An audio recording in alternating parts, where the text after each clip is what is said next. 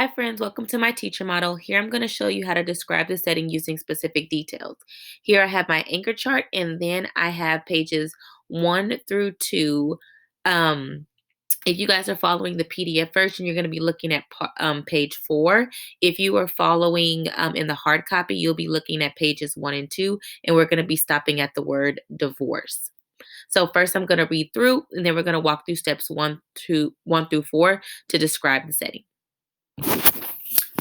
Brian Robson stared out the window of the small plane at the endless green northern wilderness below. It was a small plane, a Cessna 406, a bush plane, and the engine was so loud, so roaring and consuming and loud that it ruined any chance for conversation. Not that he had much to say. He was 13 and the only passenger on the plane with a pilot named, what was it? Jim or Jake or something, who was in his mid 40s and who had been silent as he worked to prepare for takeoff. In feet, since Brian had come to the small airport in Hampton, New York to meet the plane driven by his mother, the pilot had spoken only 5 words to him.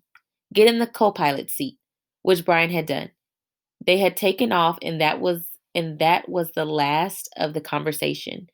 There had been the initial excitement, of course.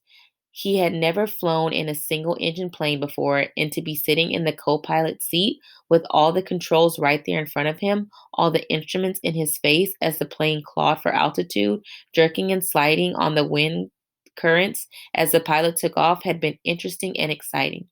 But in 5 minutes, they had leveled off at 6,000 feet and headed northwest, and from then on, the pilot had been silent, staring out the front, and the drone of the engine had been all that was left.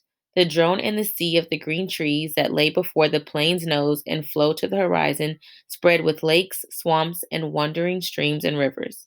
Now Brian sat looking out the window with the roaring thunder through his ears and tried to catalog what had led up to his taking this flight.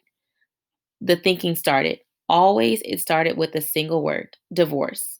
It was an ugly word, he thought, a tearing, ugly word that meant fights and yelling.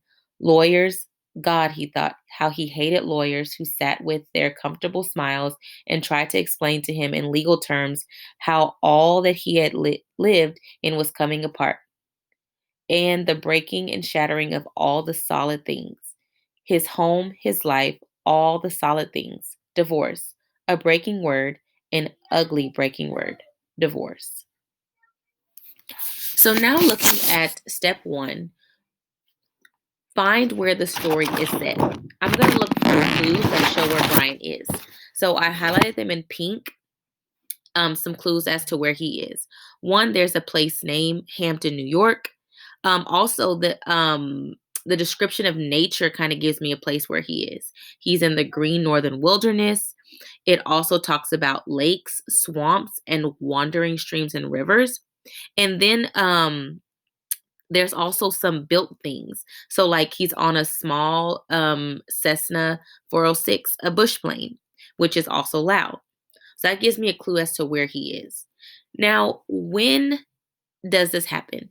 So I'm thinking it's happening, this is during the day because Brian sees details in the land below the plane. If it was dark, he wouldn't be able to see the swamps, the rivers, the green northern wilderness. He would just see pitch black. So this tells me that the time of day is like either in the morning or in the afternoon where it's sunny.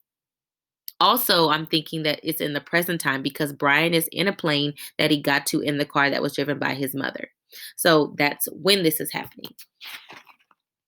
Now I need to find how the character feels about the setting. So some feelings or some problems that I see is that he doesn't like the noise. The sound of the plane has ruined any chance for conversation. Also, I think he's feeling bored. One, in he was excited at the beginning when he first got on the plane. Um, but now that they've already taken off and he's sitting in silence because of the drone of the engine, he's feeling bored now. And then some problems that started to occur since he was bored is that he started thinking about the divorce. It always started with that single word, divorce. So now that I know where, when, and how he feels, I'm going to put it all together to describe the setting. And here wrote how Brian is in a small Cessna 406 bush plane flying over very green wilderness. He's bored and lonely because it's too loud. Because it's too loud to talk, there's nothing new to look at. He starts thinking about his parents' divorce. The setting matters because Brian is trapped with his thoughts and because the plane is taking him somewhere that might be important. So I use steps one, two, and three to come up with my description of the setting. Now, back when we were in kinder, first, second, third grade, we thought of the setting as just like the place, like, oh, I'm at the beach or I'm at the store. But the setting is much more than that. Thinking about where and when, and even feelings come into the setting. This is super important because it helps us understand the character as well as where the story is going. So once you follow steps one through three, you put it together with step four, you can truly describe the setting using specific details. All right, my friends, we are done with the teacher model. You can continue on with your Nearpod. Bye.